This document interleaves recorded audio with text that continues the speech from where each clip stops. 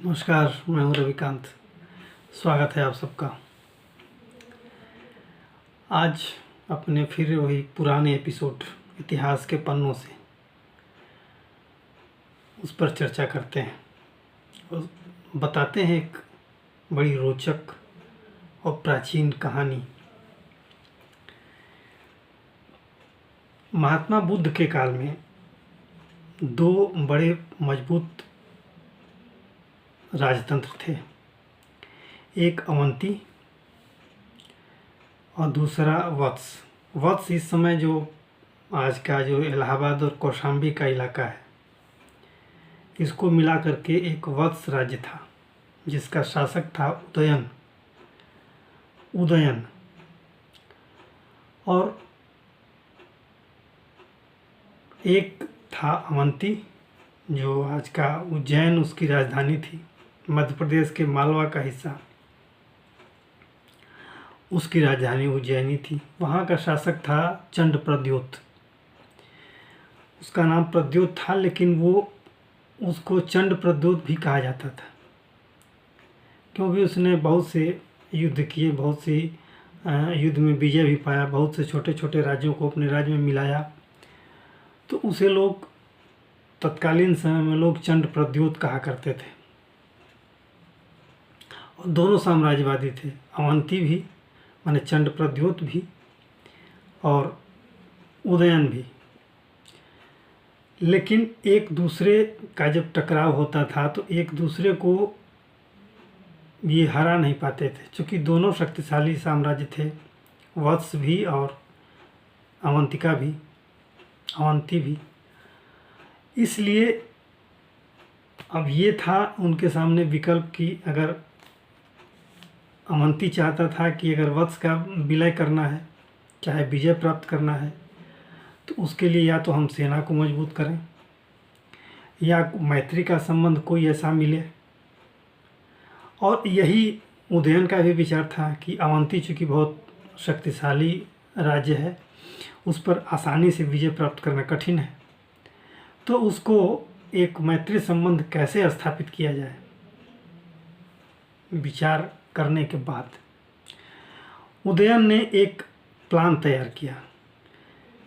अवंती के शासक प्रद्योत की एक पुत्री थी, वासवदत्ता। वो बहुत खूबसूरत और शालीन युवती थी। उसकी सुंदरता की चर्चा उस जमाने में बहुत ज़्यादा थी। और उदयन भी युवा था और बहुत सुंदर डील डौल का था और शक्तिशाली राजा था। तो उदयन ने एक प्लान बनाया। वो शिकार करते हुए हाथियों का शिकार करने के बहाने आगे बढ़ता गया और अवंती के राज्य में प्रवेश कर गया। वहाँ अवंती के सैनिकों ने उसे गिरफ्तार कर लिया और कारागार में डाल दिया। कारागार में कुछ दिन बीतने के बाद उसकी मुलाकात, जब वासवदत्ता को पता चली कि कोई वत्स का कोई व्यक्ति है जो शिकार खेलते खेलते हमारे सैनिकों के हाथ लग गया और वो कारागार में बंद है, वो वहाँ से उस कारागार में आती है कि उस वत्स साम्राज्य का कौन सा व्यक्ति है जो ऐसा यहाँ आ कर के एक कैद में बंद है, हमारे कैद खाने में कैद है।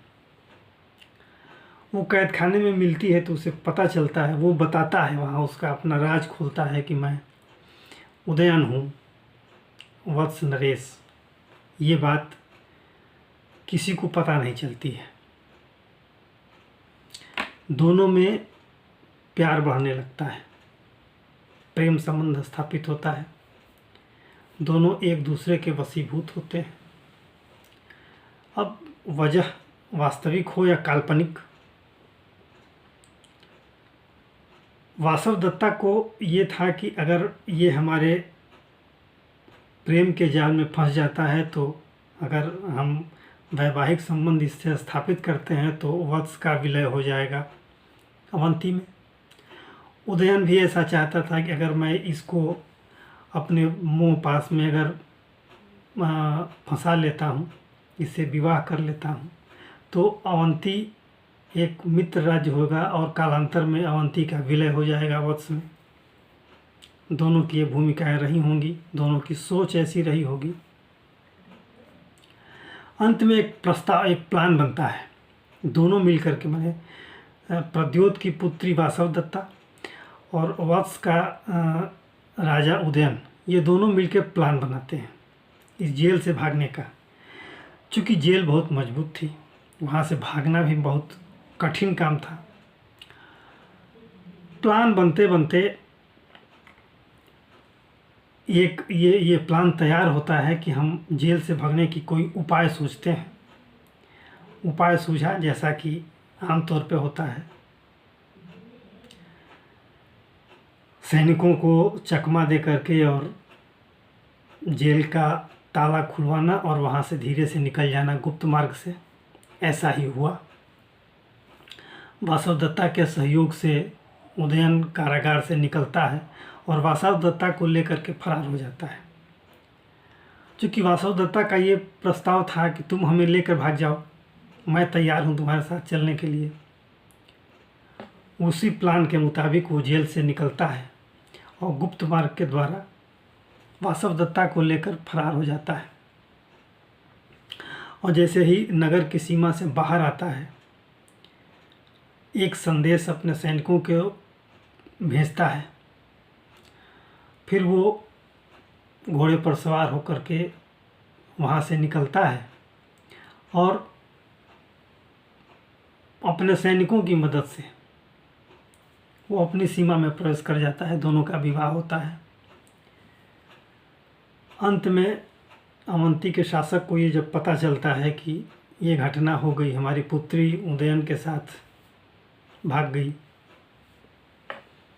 तो वो कुछ सोच विचार करने के बाद, कुछ दिनों के बाद उस विवाह को मान्यता दे देता है।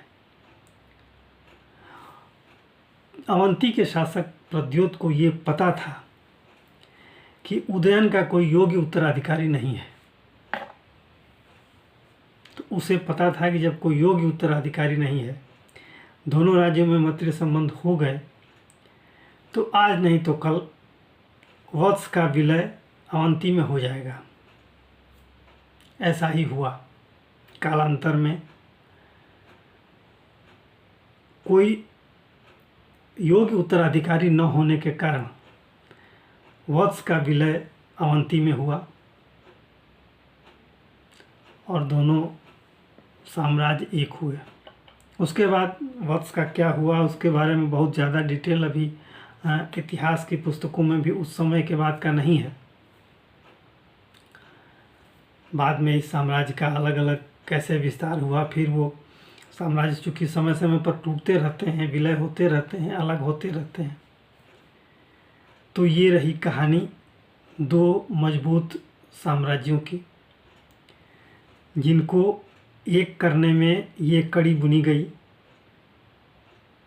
और अंत में दोनों का विलय हुआ। आशा है ये कहानी आपको अच्छी लगी होगी। आपसे अनुरोध है कि आप इस वीडियो को देखें, लाइक करें, शेयर करें और सब्सक्राइब जरूर करें। धन्यवाद।